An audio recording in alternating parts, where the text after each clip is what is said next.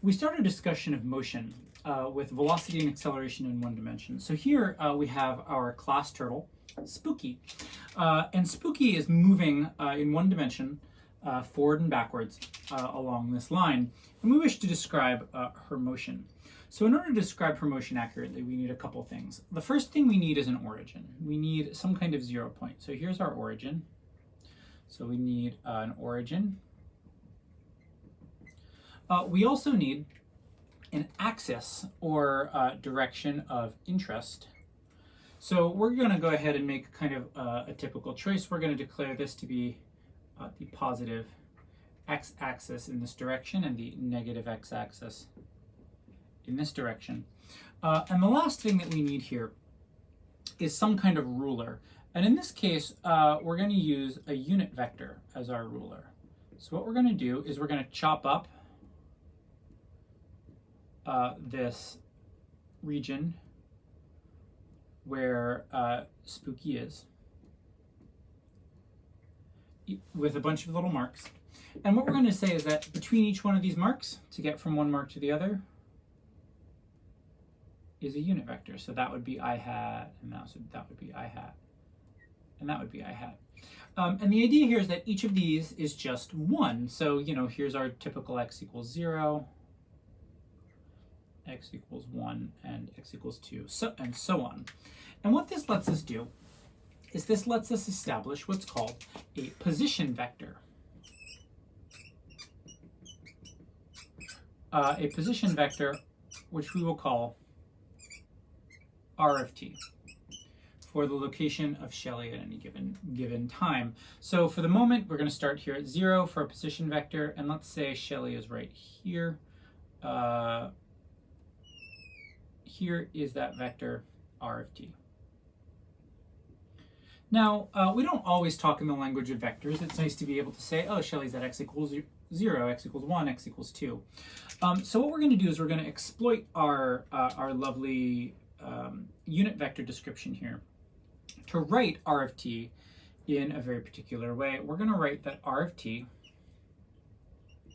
is equal to a position function x of t times I hat. So we've got our position vector and x here, which is our position function. You might ask why it's important to do this. It's just nice to have both of these things. Now that we've got the position of Shelly described, we can describe Shelly both by a vector and by a function, no matter where Shelly is. We might want to consider what happens when Shelly moves as she is wont to do. So let's say what happens when Shelly moves somewhere else. So later on, at a different time, Shelly is over here. And so we're going to decide that Shelly is at this new position, and I'm going to draw a new vector to get to Shelly, or I'm going to try to draw a new vector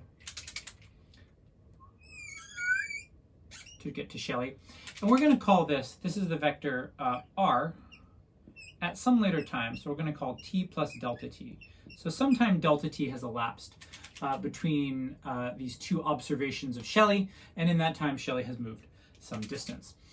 That distance that Shelly has moved, or the difference in position between part 1 and part 2 here, is what we're going to call the displacement. The displacement. And we can declare this displacement vector to be something called delta r. And what it's going to be is it's going to be our final position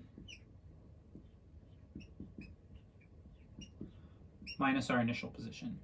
And anytime you see delta in this class, you're going to want to do that. You're going to want to do final minus initial, final minus initial. We can also write this, of course, in terms of x.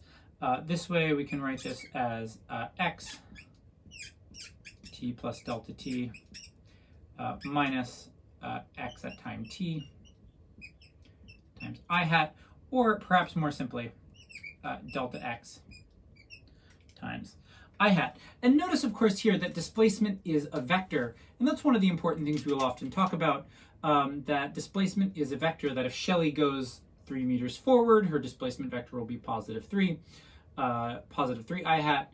if Shelley moves them 3 meters back, it'll be negative 3 I hat. So our displacement is a vector. It can be positive, negative, or 0. And we're going to use this to define our first quantity of interest in physics. We're going to use this to define what we will call the average velocity over this interval. Now, this is a vector. So the average velocity over the interval, delta t, we're going to define this way. And I'm going to use a triple equals. This is how you say things are defined. This is the average velocity, and we're going to define this vector as delta r over delta t, or you could write this as, I guess, delta x over delta t times I hat. And it's this quantity that we're often going to be talking about when we talk about velocity. And if you've ever calculated velocity in a previous class, you've probably done it as, distance over time, or displacement divided by time. And this is, in fact, what we have for average velocity. We have total displacement over total time. Now, the problem here is that this is just an average. So I'm going to draw a little graph here to explain what I mean by that. This is just an average. So let's say here's Shelley. We're going to make a little graph against time of just the position function, x of t. And so let's make this little graph here. Let's say Shelley is moving like that. And so what we can do is we could come to some particular time, t1. Let's say there's some time t1. And what I'm interested in at time t1 is I'm interested in how fast Shelley is moving. Well, I could try to calculate the average velocity. So here's some time t1, here's some time t1 plus delta t. And then at that time, Shelley is over here. Here's x of t1 plus delta t. So in some elapsed time, delta t, Shelley moved delta x. Well, in this description, it probably makes sense to you, and you may have seen this before in another class, that when I'm calculating delta x over delta t, what I'm really kind of doing is rise over run, or calculating slope. And in fact, the slope on a position versus time graph is velocity. So that's going to get me a line, the slope of a line that looks like that. Now, I'm not the world's best artist. You will notice, though, that that line is not the same as the curve that Shelley is moving along. If I observe you running a race and I observe you at one time and then 10 seconds later I observe you again, I'll get an idea of your average velocity, but not necessarily your instantaneous velocity, the velocity that would be read off of like a speedometer or something. We can make our approximation better by taking our data at closer and closer intervals. So instead of, I can make my delta t smaller, I can shrink my delta t.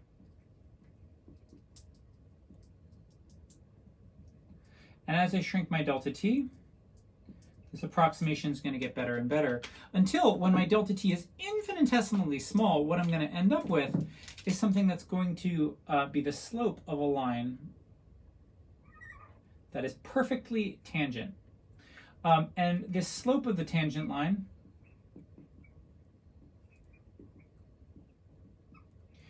is what we call the instantaneous velocity. The instantaneous velocity. And this has a very technical definition that might be familiar to you from calculus. And we can arrive at that by asking, well, what is the limit? And if you haven't done limits yet, you will. As delta t approaches 0, what's the limit as we make that delta t interval that we're observing Shelley over smaller and smaller and smaller of our average velocity of delta x over delta t I hat? And what happens is a peculiar thing, and there's more calculus back here, which we can get more into and you'll get from your calculus teachers. But whenever we take a limit like this, a funny thing happens. And what happens is that the deltas kind of turn into d's, and what we get is actually dx dt, which is to say the derivative, and if you don't know what a derivative is, that's okay, we'll be describing that in another video, the derivative of position with respect to time. So the key point here is, what is instantaneous velocity? It is and often instead of calling this instantaneous velocity, we just call this velocity versus average velocity. It is the derivative of position. So what we end up with is if we have position at a certain time and we want velocity at a certain time, we take a derivative to kind of go down to that level. So we return to Shelly moving in the positive x direction. In our previous video, we found that if you know Shelly's position function, you can take a derivative to find her velocity function. So once again, we find Shelly moving, and we've taken some data on where Shelly is at different times, and we've graphed it on this on these axes. And so what we're going to do is we're going to kind of intuitively look at this and ask some questions about Shelly's velocity. So if we look here at the beginning of our curve, we find that the position curve is relatively flat. Now, one thing to remember is that when you take a derivative, this is equivalent to looking at the slope of the curve. So when we look here at the beginning of Shelly's movement, what we find is that Shelly is moving very, very slowly at first, so has a very low velocity, and in fact, we suspect might start from rest, might start at velocity of 0. A little bit later, Shelly has sped up a little bit, not going super fast, but has sped up a little bit. A little later still, you can now see that Shelly is going reasonably quickly. And yet later, our slope is even steeper. Shelly has continued to speed up. And what we can do is we can actually now make a velocity versus time graph and find that Shelly's velocity is changing over time. And when we get changes in velocity, we want to know how to describe them. So once again, we're going to kind of apply the same logic we did before. We're going to say, well, what if I have some time t1, and I know at that time t1, Shelly is going at some velocity, and I have some time t1 plus delta t, and at that time, she's going at some other velocity, in this case faster, but not necessarily. Well, we can define a new quantity of interest, which we are going to call the average acceleration. And we are going to define acceleration here to be the change in the velocity vector over time.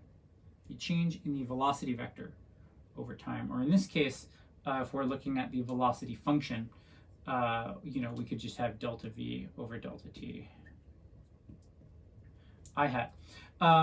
And you might begin to suspect that if I wanted to know the instantaneous acceleration, because again, remember, this is the average acceleration over some interval, you might begin to ask yourself to put these pieces together, and you might say, well, in general, I might want to make that delta t smaller and smaller and smaller, and I might end up with another one of those situations where I have the limit as delta t approaches 0 of delta v over delta t I hat.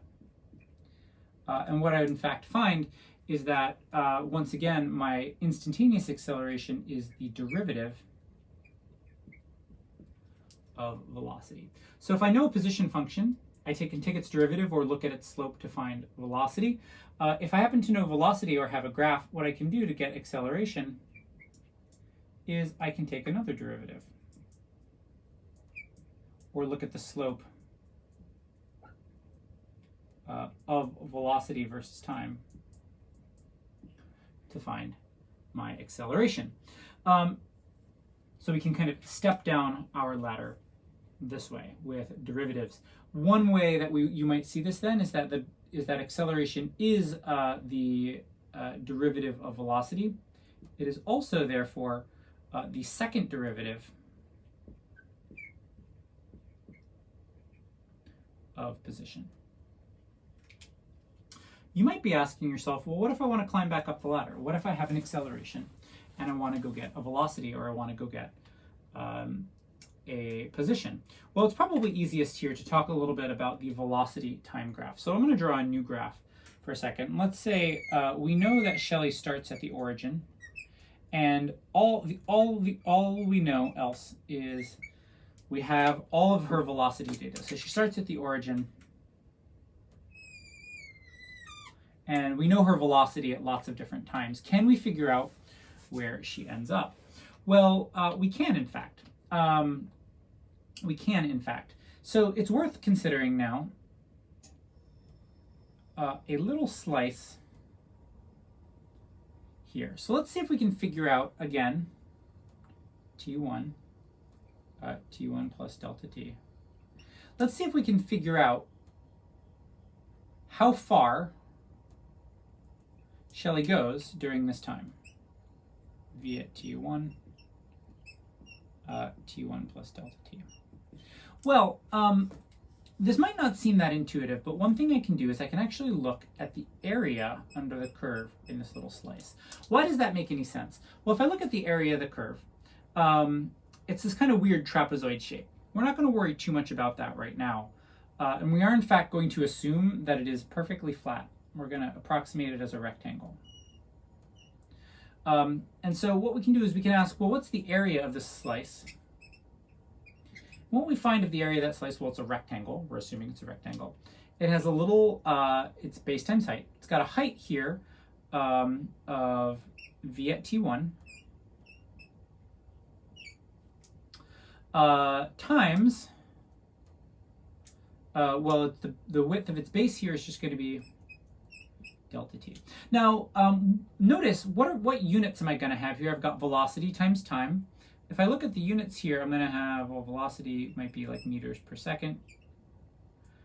Time is going to be in seconds. So those are going to nicely cancel out. Bloop, bloop. And I'm just going to end up with good old meters. So in fact, the area under my curve is displacement, is the number of meters that Spooky went during that time. And I'm realizing now that I may be mixing up the turtle's name from time to time, but that's okay. How do I know it's the displacement? Well, one way to also think about this is just velocity times time. And you might have had in a physics class before that velocity times time gives you distance. Now, I want to get to the nitpicky part of this real quick, although we'll address this in the calculus video also. Because some of you are going to be saying, well, Mr. Bates, you assumed that it was a rectangle, but it's not. It's got this little trapezoidal top because the velocity changes over that time interval. Well, we can eliminate that problem by making delta T very, very, very small, by just slicing this up into even tinier little slices. And then for a very, very short interval of time, like a millisecond or a nanosecond, the turtle's velocity is probably not changing very much at all during that time period. And then what I can do is I can just keep adding up all of these slices, and I can in fact make a little sum. So I can decide that Shelley's total displacement, I'm just going to add up all of my velocities at different times.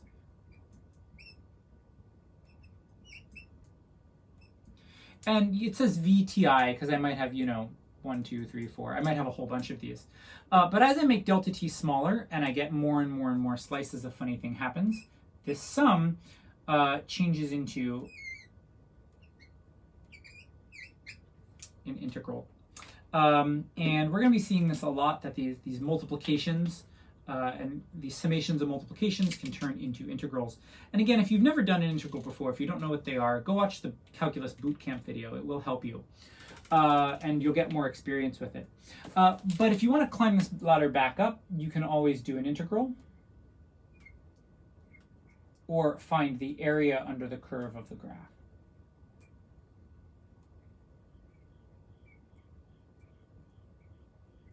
And we'll get some practice with that in our worked example. All right, let's look at a worked example. Here we have our class turtle moving in some way in the x-axis, and we've managed to take a bunch of data about her movements and have a velocity graph here. So what we can see is that at time 0, the turtle is at rest, starts out at a velocity of 0, increases up to a velocity of 3 meters per second over the first 3 seconds, stays at a velocity of 3 meters per second until the 5-second mark, and then changes velocity back to 0 and holds that for the last second. And so we can ask ourselves a couple questions here. One question we'd like to ask ourselves, first of all, is let's figure out what Shelley's average acceleration is from time t equals 1, t equals 0 to t equals 3. Well, reminding ourselves that average acceleration is going to be delta v over delta t. And I want to note here that whenever we're doing delta, it's always final minus initial, final minus initial. So if we're looking from 0 to 3, our final velocity at 3 is 3 meters per second, minus initial, well, we started at rest. And then at our time difference this is 3 seconds minus 0 seconds.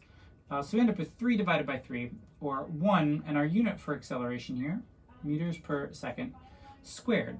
Now, another question we could ask ourselves is how far does our turtle move during this whole 7 seconds? And in this case, I want to remind us that we can always find the area under the curve. So I'm going to break this up into 3 sections. Section 1, section B, and section delta. So in section 1, we have the area of a triangle here. You can use geometry. Geometry is still valid. So this is going to be 1/2. Base is 3 seconds times height is 3 meters per second. So we find that our class turtle moves 4.5 meters during those first 3 seconds. During section B, well, this is just a rectangle. So I can just do base, which is 2 seconds, times height, which is 3 meters per second. And I find that our turtle moves 6 meters during that time. Makes some sense. During this portion where we're still speeding up, we're not going as fast for, even though it's 3 seconds, we're spending part of that at a lower speed, so we don't make it as far. This is our top speed, and we spend our whole time doing that. We spend 2 seconds doing that. During section delta, though, and I guess I could have chosen a less confusing Greek letter, but that's okay. Notice what's happening here. It's tempting to say that Shelley is going backwards. However, let's be very, very cautious here. What's happening is that our velocity is decreasing, but it is still positive. So in this case, let's just go ahead and calculate our base times height. This is once again a triangle. It is only 1 second. And our height here is 3 meters per second. So this is 1.5 meters. In other words, although Shelley is going forward, Shelley is slowing down to a halt, and then, but still covers some ground. So this is the skidding to a stop. And hopefully it's clear during this last period that Shelley doesn't move at all with a velocity of 0. So what is our total displacement? Our total displacement is going to be 6 plus 6, or 12 meters.